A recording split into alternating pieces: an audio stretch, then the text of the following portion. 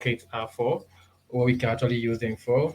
Then we'll look at what CloudFront is, the AWS CloudFront, and what we can also use AWS CloudFront for.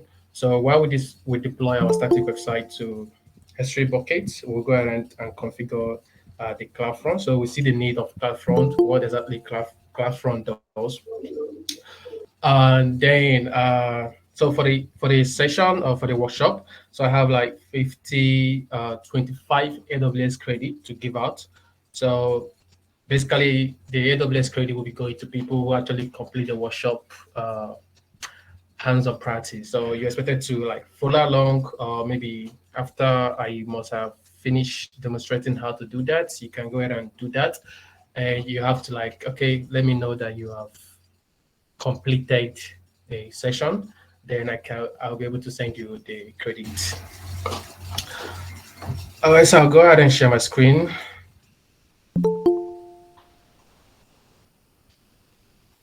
Just give me a moment.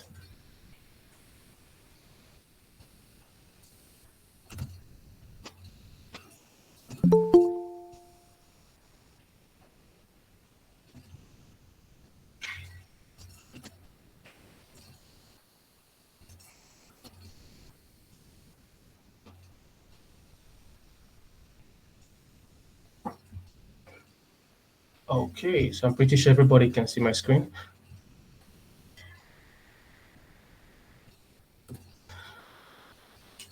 Okay, so this is basically my slide. I don't have a slide. So this is basically like the workshop uh, roundup. So the workshop is for everybody, whether you have deployed a static website before or not.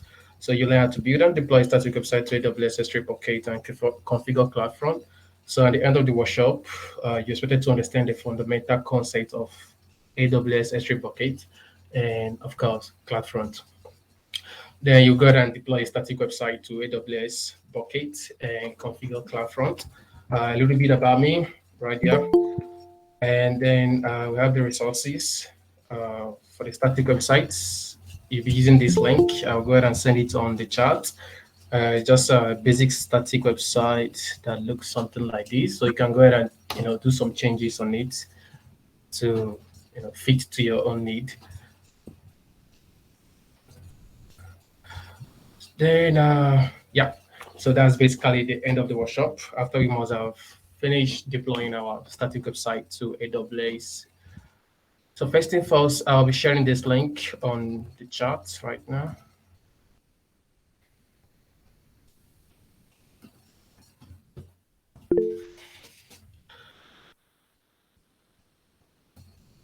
Okay, so I just shared the link to these resources, so you'll be able to use the resources here to download the static website when you're following along with the workshop, so you can be able to do exactly what I'm doing. Then you can also see more resources about AWS S3 buckets and the Amazon CloudFront, where you can read more about it.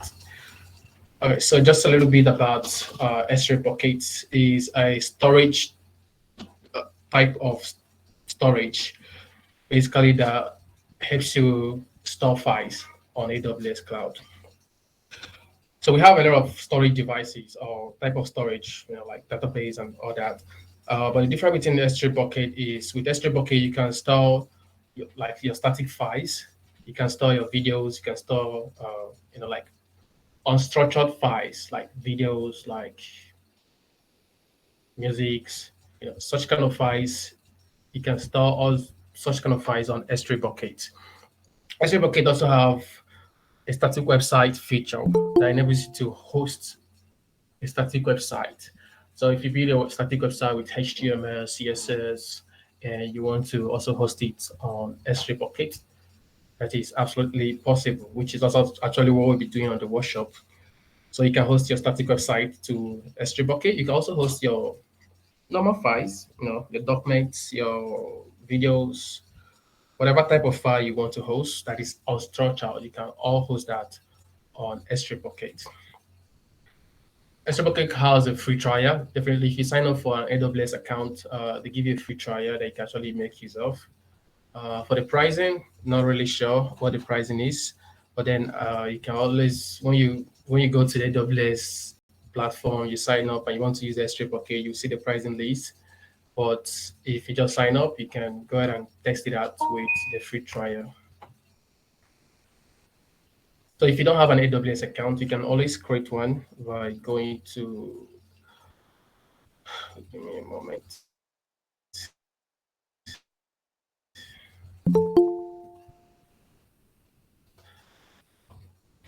Go to aws.amazon.com and you can sign up for a free account.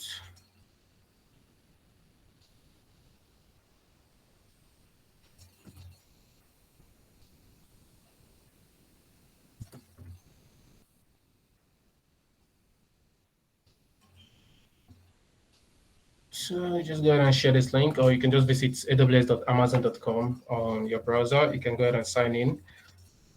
They could ask you for a credit card during the verification. Yeah, so but they're not going to charge you. Basically, they will deduct $1. They will also reverse it back just to prove that you're a human being. So if you don't have an AWS account, there's nothing to worry about when you see the credit card. Uh, what's it called? Verification. So it's mainly a verification to be sure that you're a human being. So you can go ahead and sign up. If you are required to enter a credit card, you can go ahead and enter a credit card and complete the sign up, and you can go ahead and log in. Mhm. So you can use your. Sorry, come again.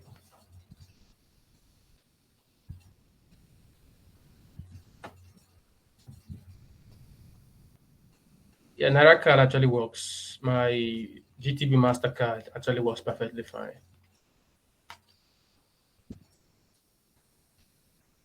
So you can actually use your Mastercard, your GTB Mastercard. I've used that and that works perfectly fine. How about Verve card? I don't really know, but Mastercard and Visa card works perfectly fine. Yeah, I use Visa. I use the Kuda Visa as well. It worked for me as well. So Visa and Master I have tried and they work perfectly fine.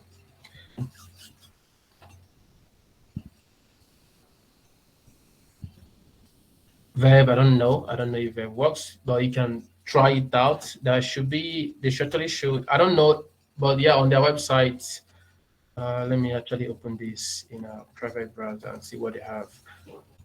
You won't see that. So, but you will see the card. But Master and Visa works. I don't know if Verb works, but you can check it out. And also, it will also be nice if you show us the pricing as well. Sorry, come again. I said it would be nice if you show us the pricing for their plans. So basically, it's pay as you go. So cloud providers are always pay as you go. So there's no upfront payment per se. So when you sign up, nobody's charging you monthly on an annual basis. So it's when you start making use of the resources, you will see the price of the resources you're trying to make use of. So you'll be paying as you're using the resources. So for example, if you are hosting a virtual machine on AWS platform, you'll be charged per hour in which the virtual machine was online. Okay, so in as much as the resources are online, you'll be charged per hour. So like basically when you go to pricing, you can learn more about the pricing, but they're all pay as you go. You are being charged or you're being billed based on what you are using. They're not billed monthly, they're not billed yearly, unless for some services, maybe they are RATs, F3 services for the domain hosting, stuff like that. That's when you can like, they charge you you pay for the domain like 1 year or 2 years if you want. But most services are pay as you go. Almost all services are pay as you go. So nobody's charging you monthly or annually. So you're paying based on what you are using. Nice. Yeah, so you can read more about that on their pricing. When you go to aws.amazon.com, you see pricing here. You can see it's a pay as you go approach. So you're being charged for what you use.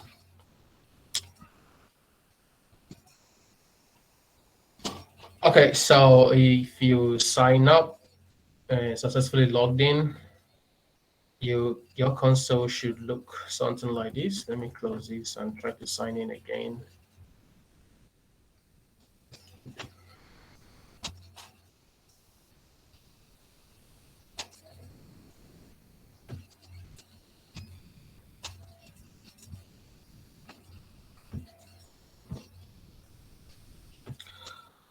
MFA.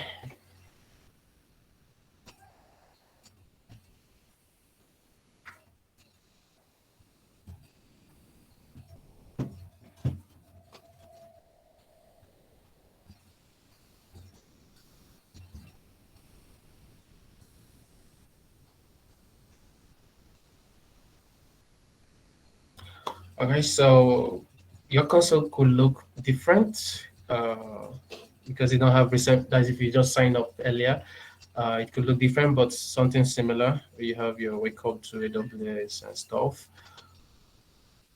So AWS is actually, I think the console is user friendly in as much as you can search for the services you want to use, and you could be able to access it easily using the search bar top here. So which I think is very helpful. So if you're trying to deploy a service like S3 Bucket, you can just go on the search and search for S3 Bucket.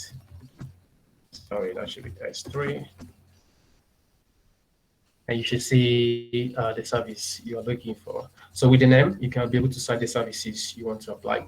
So before I continue, I just want to show you how you can redeem the vouchers that will be given out for people who complete the workshop. So when you go to the console, on the search bar, you can search for bill.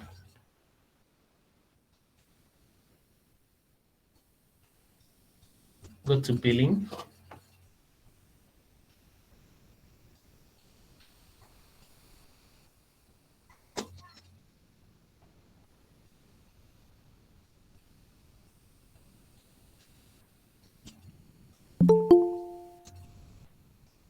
Uh, so where you have credits right here, go ahead and click on credits. You see the button redeem credits. You enter the voucher that I will send to you. You enter the security code here, and you'll be able to apply the credits. So with the credits, you can be able to use the credits to deploy some of the services that are not part of free trial. So some of AWS services, some, not all of them. So some of them have free trial, while some of them don't have free trial. So if you're going for the free trial, there could be limitations of some things you can do within the free trial. But then if you want to practicalize more or experiment more with some of the resources or services that doesn't have free trial, or you want to go beyond the limitation, then I think the voucher is also a good thing you can use for that. Okay, so back to the homepage.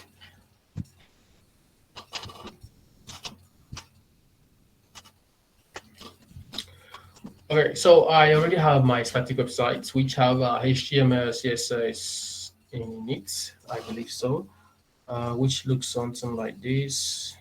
Should be my File Explorer.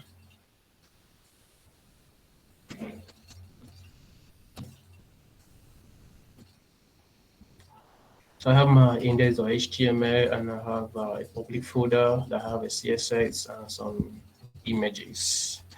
Okay, so the end goal is to deploy these static websites to AWS. So to do that, I have to use the AWS service called S3 Bucket. So I can go to the search bar and search for S3. You have the S3, you go ahead and click on it. So S3 bucket names are actually unique globally. If I can't use the same name you use. So you'll be expected to use a unique name.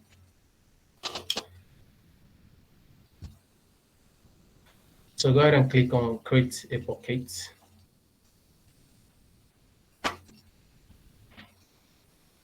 So give your bucket a name. So let me show you exactly what I mean by it's unique. If I type my bucket, this is not going to be acceptable.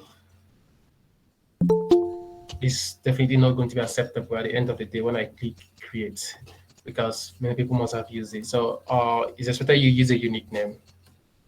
I will call this,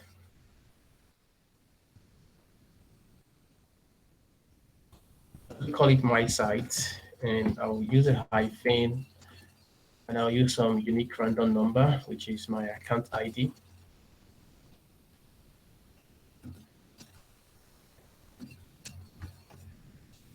and I'll paste it right there. So you choose an AWS region. So the region is mainly the location you want to deploy your bucket. So for example, when Nigeria, that is an example. I don't think AWS actually have a data center in Nigeria, but then I'm using that as an example. Here in Nigeria, most of your customers or most of the people you want to share your S3 bucket with, maybe your files or your static website, lives within Nigeria, for instance. So that should be like a location or region you should deploy. Maybe they live in the southeast or southwest, so that should be the region you're deploying your resources. So the essence of that is when you deploy your resources to where is needed, where your customers are, it makes it easily accessible for them. It's just when you order something from Jumia, if you're living in Lagos, you could get a day delivery, which is faster. And if I'm living outside Lagos, it could take them like 3 to 1 week to deliver the goods. So that's exactly how it was when it comes to AWS region. So the nearer it is, the faster the content is being delivered. So you could find that in Africa, we only have South Africa as data center, which is actually not even available for us to choose. It's actually a disabled region. But you can just go ahead and use the default region, the US East one. Copy existing, copy settings from existing buckets, optional. So this feature is actually, if you have configured some policies or settings for one of your S3 buckets and you want to copy that policies to these buckets you're creating, you can always do that.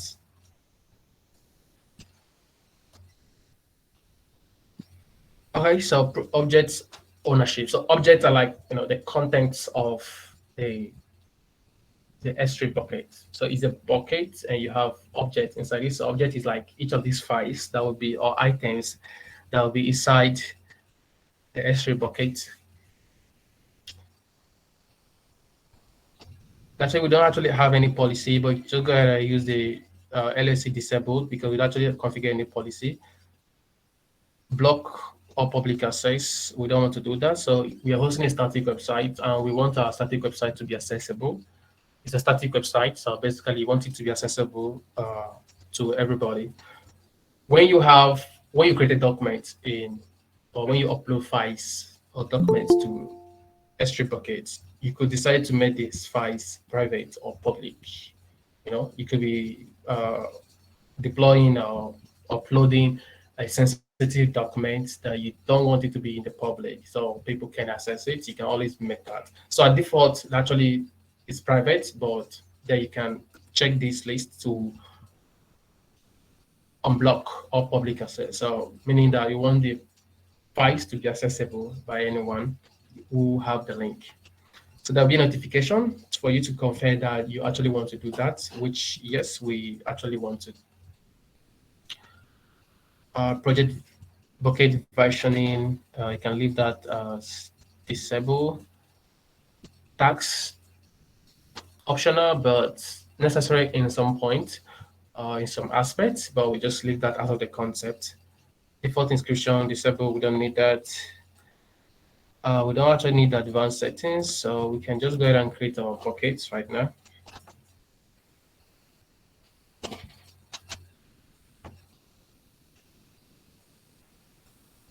Okay, so we have a bucket created, which is actually empty at this point, but then we are going to upload files to it. So I'll go ahead and click on the bucket that we just created. What we want to do firstly is to upload our files, create the folders that we want to upload, and let's see how it works. So one funny thing or one thing I hate about AWS S3 bucket is it doesn't actually allow me to take my file as it is. So for example, I have this file right here. static blog. It doesn't actually allow me to just upload it just this way. For some reasons, I have to create a folder inside there called public, with another one called CSS inside the public, another one called image, and then I can upload the files individually to those folders. So I'll go ahead and upload the index.html file. So I click on upload, click on add a file or add files.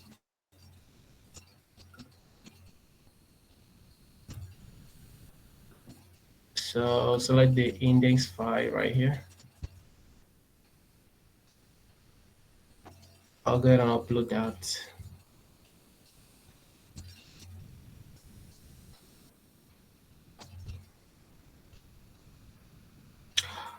So if you have a lot of files to upload, sometimes if you are doing a bulk upload, it just takes forever or gets stuck along the way. So if the files are not too much to upload, you can always upload them one after the other. If there are little files, you can upload them in a bulk. So I'll go ahead and create a folder we need. I think we have a public folder. Create. I'll go ahead and click on the public folder and create two more files. So we have image. Let me confirm. So we have img and css. So img create just one step to public. Okay. Then go ahead and create another folder called css.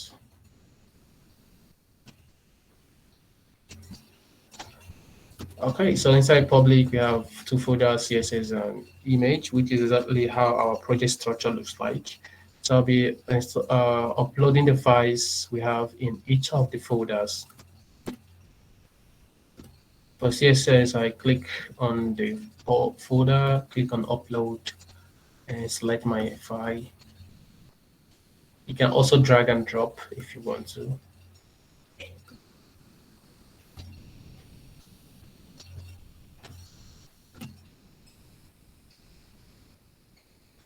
Okay, once that is successful, we'll go one step back to my public folder, click on image, click on upload, add files, select my image and select the whole image I need. I'm not sure I need this, but just select everything.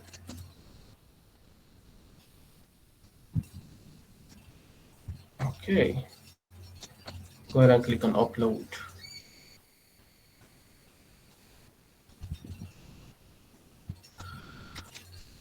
So if you're maybe practicing some other time with AWS S3 bucket, you're trying to upload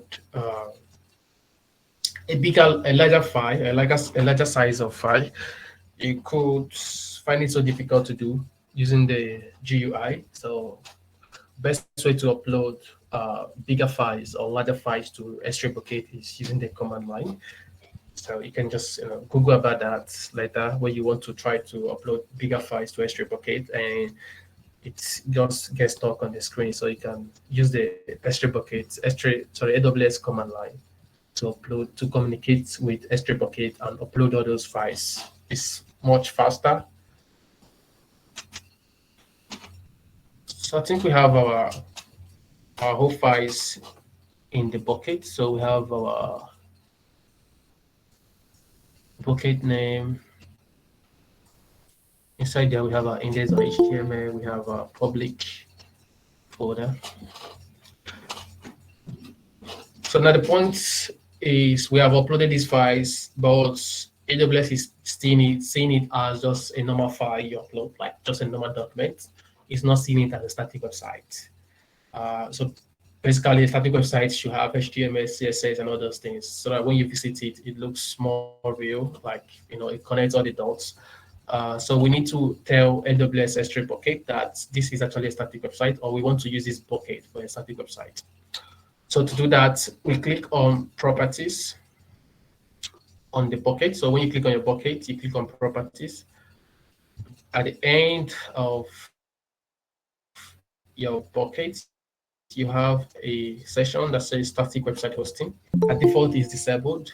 So you go ahead and click on edit. So before I do that, just to show you that this file is actually public, anybody can access it.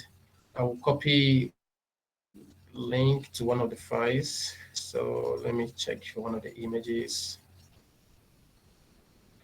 So this is me. I'll just copy this link, open browser, paste it right here, and I should be able to access this. Oh, it's asking me to sign in. Why? It should actually be public.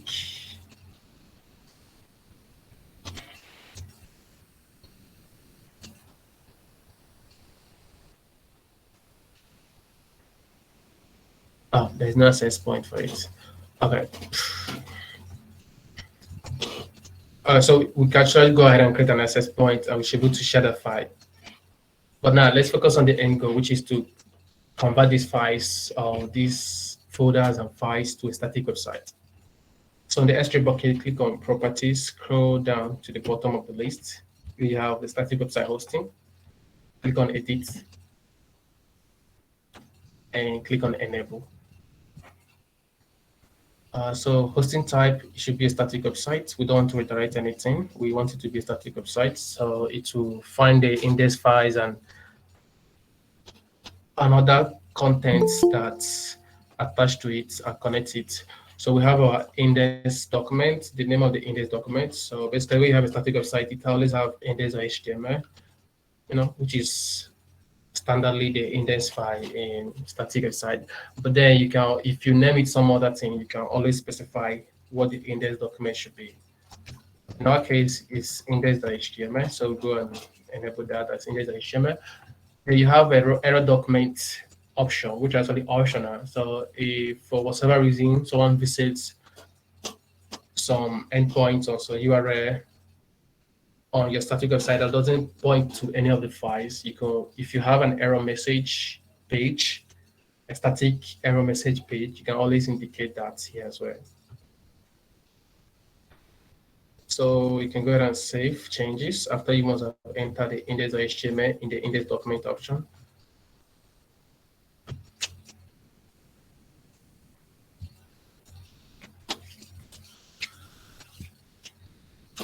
Okay, so with this enabled, we should actually have an access point for our website. Give me a moment. Properties, scroll all the way down. You should see your Pockets website endpoint. I'll copy this and open it in a new window. Okay, access denied. Let's see.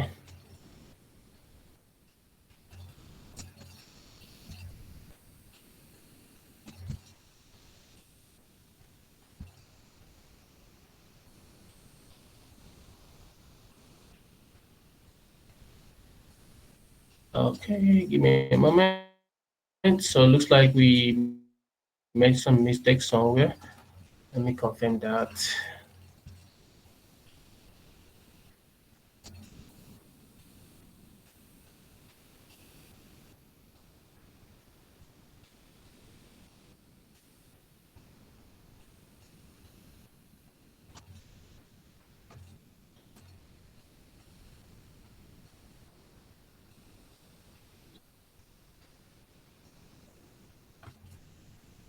So why are we having an error? Let me figure that out.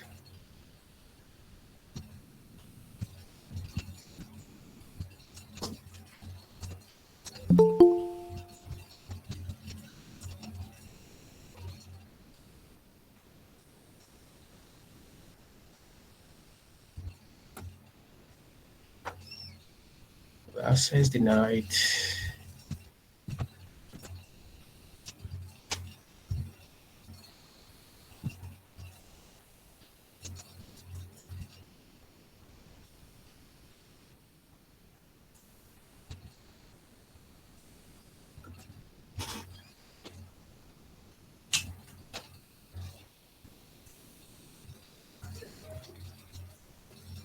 Is this like a new feature?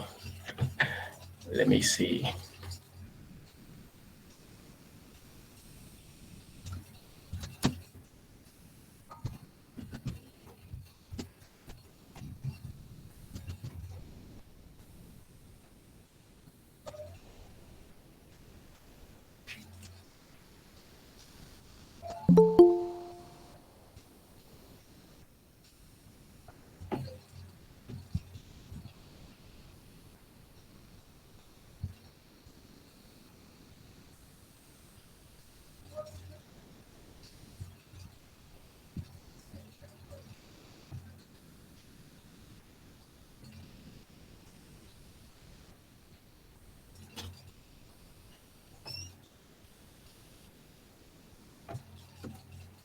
Okay, let me try one more time.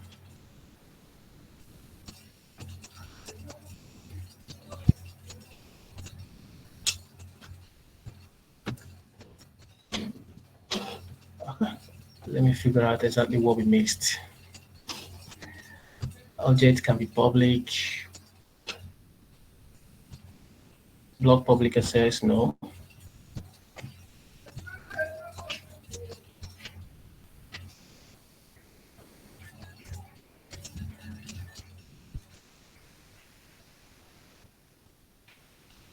We don't need a pocket policy.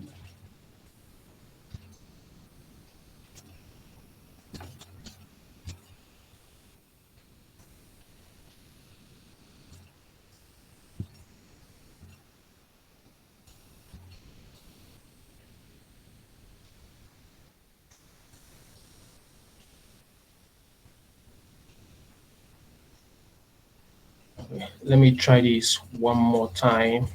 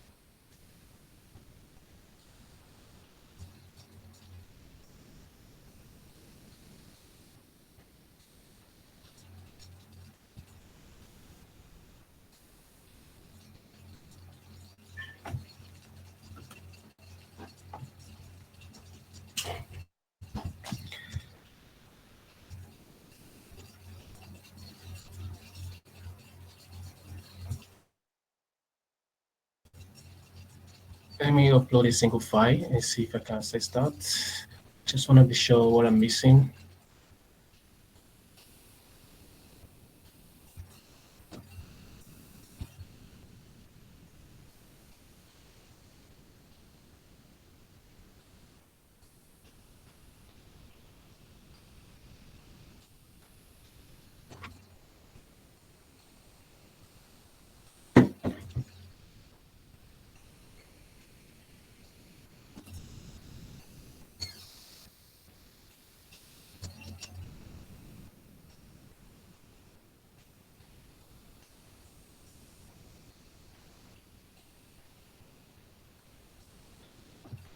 I am definitely missing some configuration. Okay, let me actually figure that out.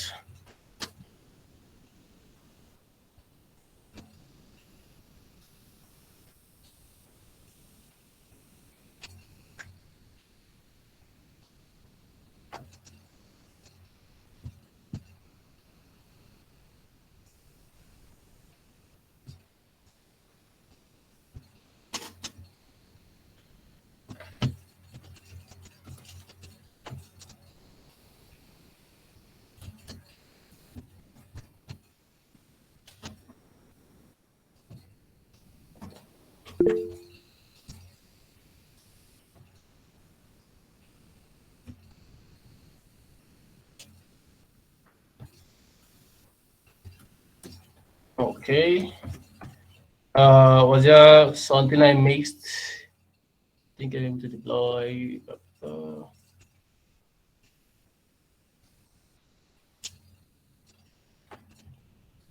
I not mean, sure was yeah. Was there any I just, setting I missed along the way? I'm not sure. What I did, I just created the bucket, then uploaded the files. I created the bucket, made it public. So made it totally public and acknowledged that I made it public.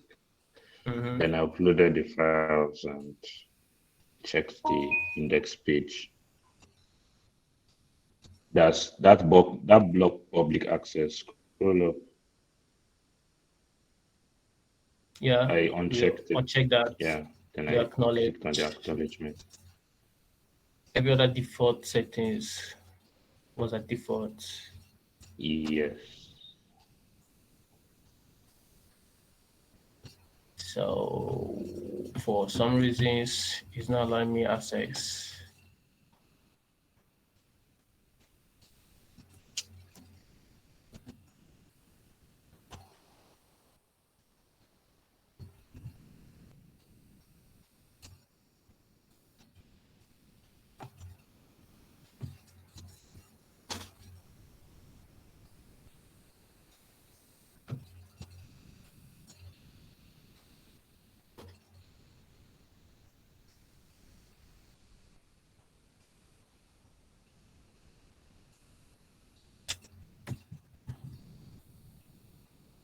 Let me actually continue working with the S3 bucket, the former one, because I should be able to access the files. I want to know why I'm not able to access this file. Let me visit the link again. And set an I host, blah, blah, blah. So we have,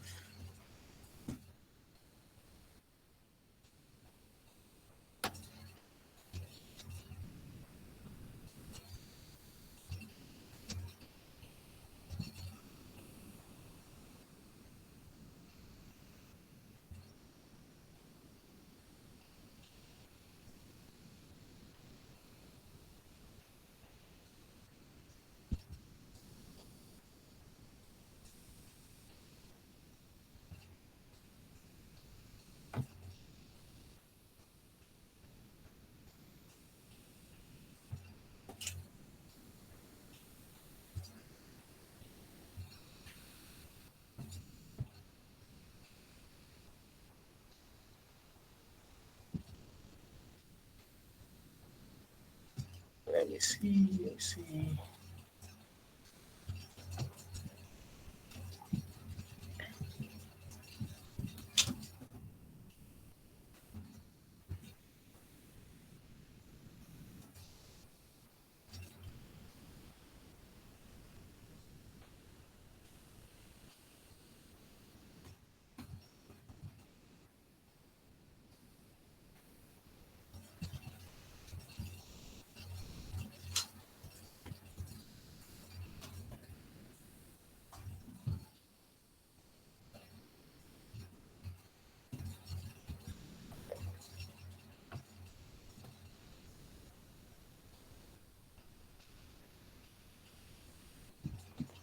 Okay, let me actually use, oh shit.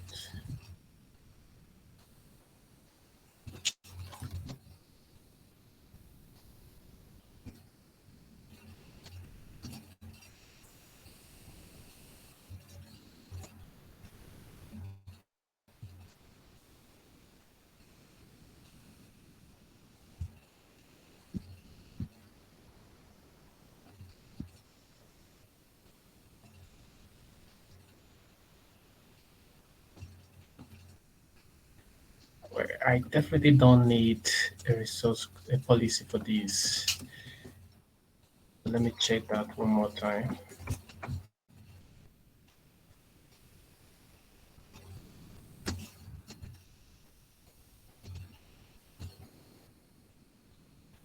Subject and bucket allow action S release bucket.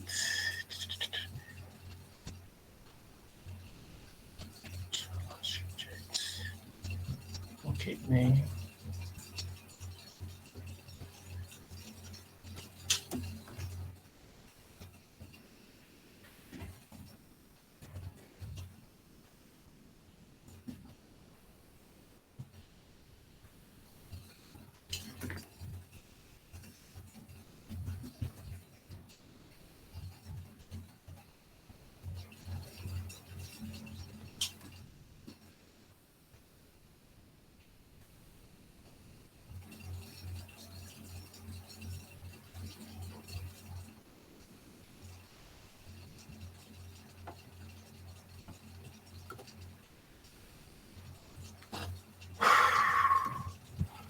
This is really strange.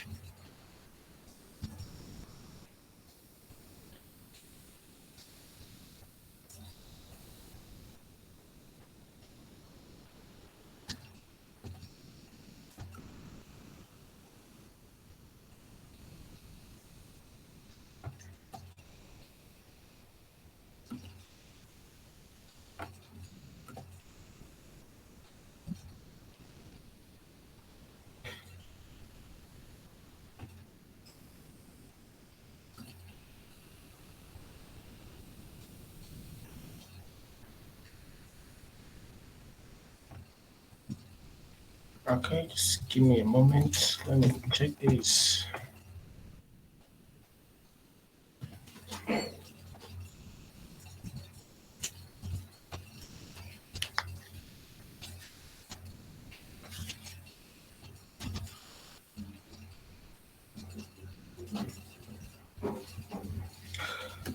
Let me actually try to do this from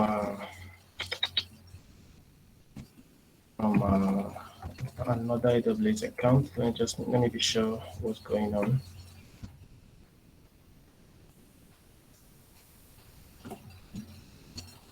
Let me be really sure.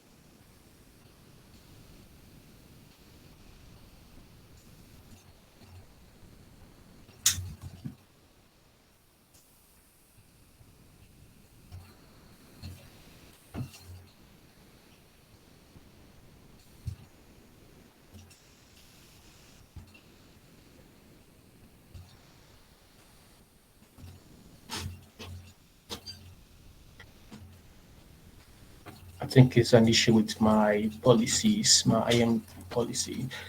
Uh, all right. Let me do something quickly. So I'm just going to create a new IAM policy and give him full access. If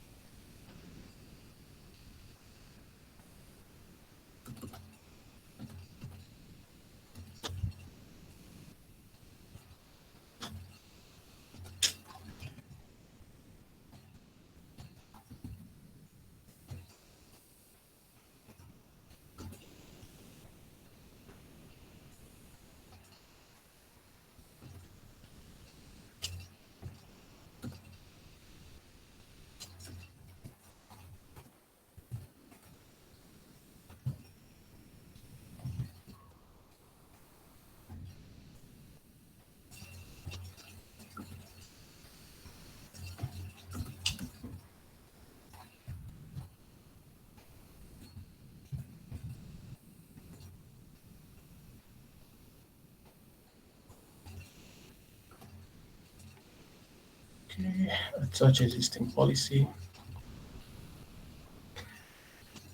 Giving full administrator access.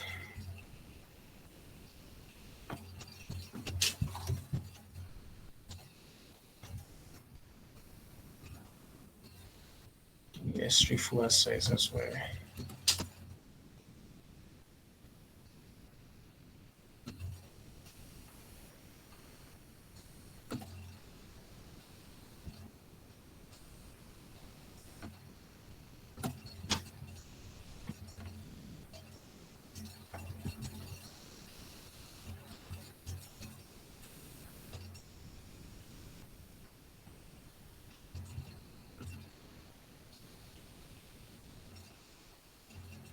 Okay, login profile.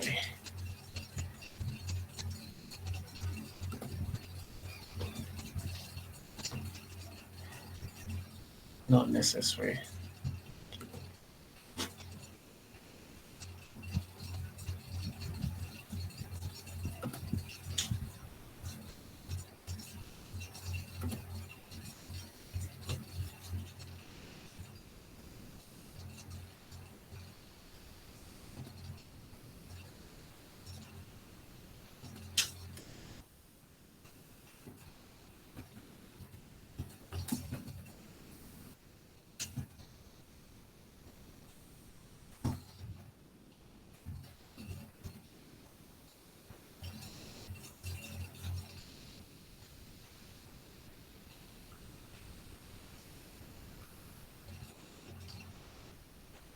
Okay, username.